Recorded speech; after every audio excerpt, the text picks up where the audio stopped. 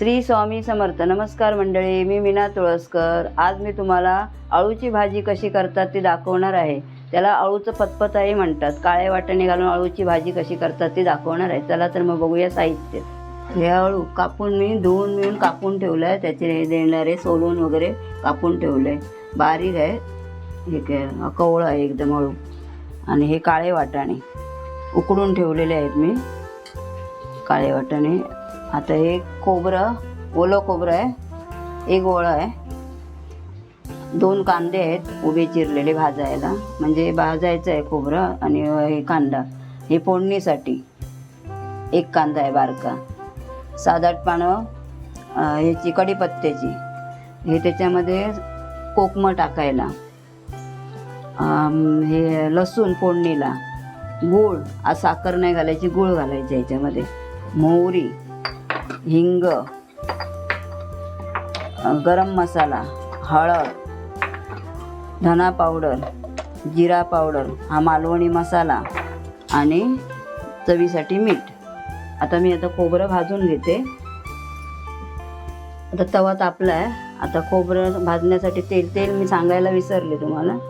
तेल 2-3 चमचे घालायचं कांदा आणि खोबरं भाजण्यासाठी.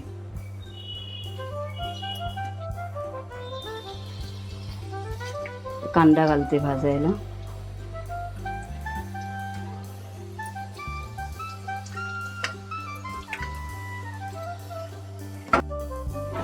कांदा चांगला भाजलाय. आता नाही असं लालच झालाय चांगला. आता खोबरं घालते त्याच्यामध्ये भाजायला.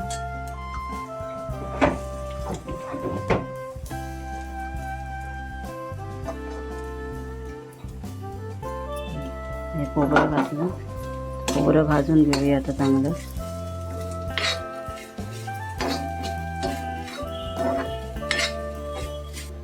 खोबरं भाजून झालंय. आता बाजूला करून ठेवते.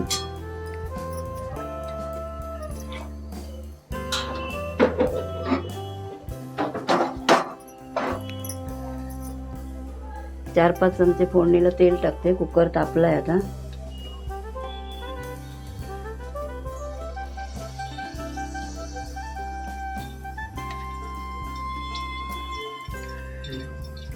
आता ह्याच्यामध्ये आपण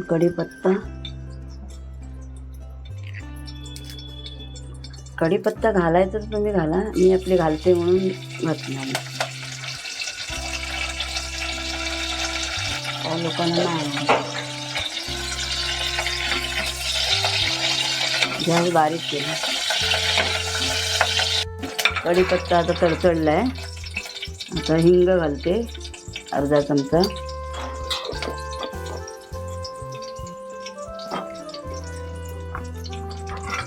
हिंग ढवळून घेते.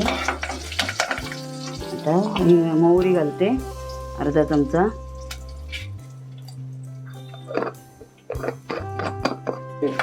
आता मोहरी जरा हे झाली आहे, तडतडली आहे. आता कांदा घालते. गॅस बारीक केलाय मी, कारण मोहरी उडत होती ना तुम्हाला. आता ह्याच्यामध्ये लसूण टाकूया फोडणीला. लसूण गरजेचे? हां, मग ह्याच्यामध्ये पाहिजेच लसूण. आता थोडासा गरम मसाला घालूया. थोडासा घालायचा गरम मसाला, कारण मालवणी मसाल्यामध्ये हे आपलं असतो ना.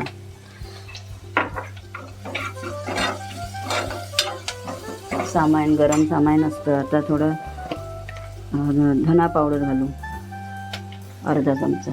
धना पावडर थोडी, अर्धा चमचा फक्त. काय घातलं? जिरा पावडर,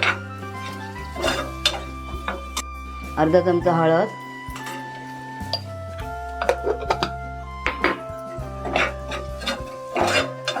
आणि थोडासा ओवा टाकायचा. म्हणजे हे जरा अळू थंड असतं ना, थोडासा ओवा टाकला त्याचे थोडं फोडणीला बरा होतो. गरजेचं आहे का? गरजेचं आहे, हां. गरम मालवणी मसाला घालते अर्धा चमचा आणि बाकीचा आपल्याला वाटणामध्ये घालायचं आहे. हे थोडा भाजण्यासाठी म्हणून घातला तो.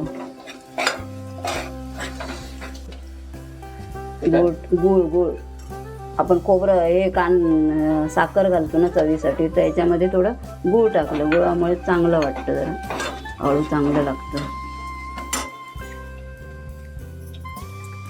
वाटाणे घालते, हे शिजून ठेवले आहेत काळे वाटाणे, ते घालते याच्यामध्ये. याच्यामध्ये मीठ घातलेलं आहे मी काळ्या वाटाण्यामध्ये शिजते वेळी. आणि सोमचा याच्यामध्ये अळू पण टाकून घेऊया. आणि कोकमा संपूर्ण झाल्यानंतर घालायचं कोकमा.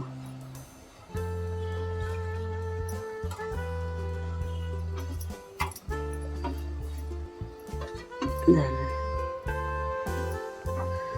हे बघ, असं शिजून झालंय. थोडंसं आता पाणी घालूया. हे भांड्यात वाटाणे ठेवले ना, ते जरा धुवून घालते. आता काय चवीपुरतं मीठ टाकते. असे ढवळून घेऊन आता थोडा वेळ शिजत ठेवायचं अळू. तोपर्यंत वाटण करून घेते मी. झाकणी मारून ठेवते 5 मिनिटासाठी, म्हणजे ते अळू शिजेल चांगलं. गॅस मी फास्टच ठेवलाय.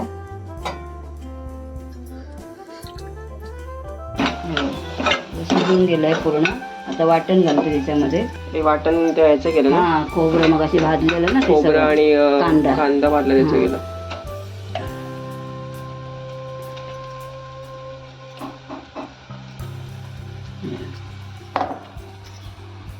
आता ह्याच्यात पाणी टाकलं. पप्पाचं बोलतात ना ह्याला. असं ढवळून घ्यायचं चांगलं. थोडंसं पाणी घातलं. पाणी घालते थोडंसं, म्हणजे जेवढं खोबरं असेल तेवढं घालायचं आपण पाणी.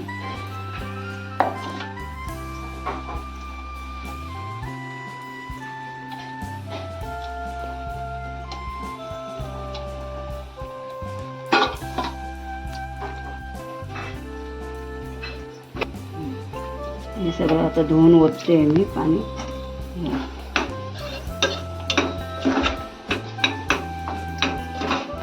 अळू ते हे होतं ना कवळं, एकदा आमचं शिजून गेलं त्याच्यामध्ये.